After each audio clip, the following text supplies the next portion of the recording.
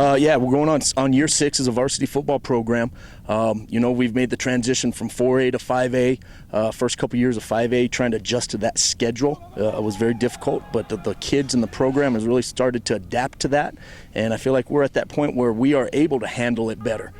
Playing a top 10 team every week is a tough thing to handle, and when we first made that transition, it was rough, but the guys that did it really set the foundation for our program. We do have a quarterback battle going right now. We lost a 2-year starter at quarterback in Reed Hendricks. We've got a junior and 2 juniors and a sophomore battling it out right now. And it looks like one of the juniors is starting to separate himself from the other, and then we have a sophomore quarterback that's really pushing. And that's our goal, is to let that competition figure itself out and not name a starter until it really does. At the skill position, we have to replace guys like Joe Ortega and Dorset Valdez, but we return our running backs, every running back from last year. Domenico Chavez and Ibra Dominguez. JP plays some running back for us. We return our big 6'5" receiver in Connor Anderson, and we expect him to really be a weapon for us this year, even more so than last. And up front on the line, we've got some holes to fill. We lost 3 starting offensive linemen, and probably the most notable one is our center, who was a 2-year starter, and filling those holes is going to be difficult. But we feel like we've had a number of players that have had great off seasons and getting stronger and are ready to take that challenge on. In the secondary, we returned 2, and then on the D-line, we returned 2. So we returned 4 on the defensive side of the ball. Obviously, Brandon Madrid and Chris Acosta are 2 defensive backs that return for us. Brandon's just an inspiration. He works hard. Our kids have a very easy time following a guy that works that hard and overcomes so many obstacles in life.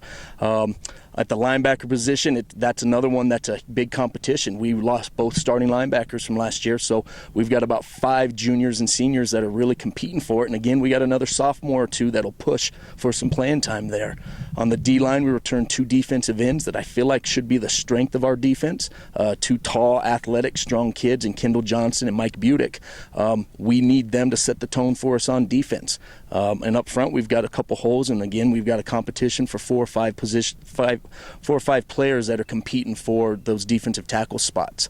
But just like everybody in the state, we've got holes to fill. We're trying to create competition so that we see who can fill those spots. Yeah, with Manzano, those guys, every year is a close one. We've gone to losing to them in overtime. They've beaten us 3 or 4 times in a row, but it's all been, overtime win or a last-second touchdown. And every game, it seems to be a stinking close one with those guys. So we've got a nice little rivalry. Our kids are very excited about it. We opened the new stadium, community stadium, with them on a Wednesday night, so it ought to be fun. And then we get our bye week, which kind of comes at an inopportune time, but that's not something we can control.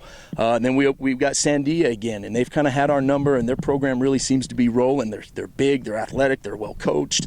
That's the kind of program we're striving to be like. So it's a big test for us to see where we're at.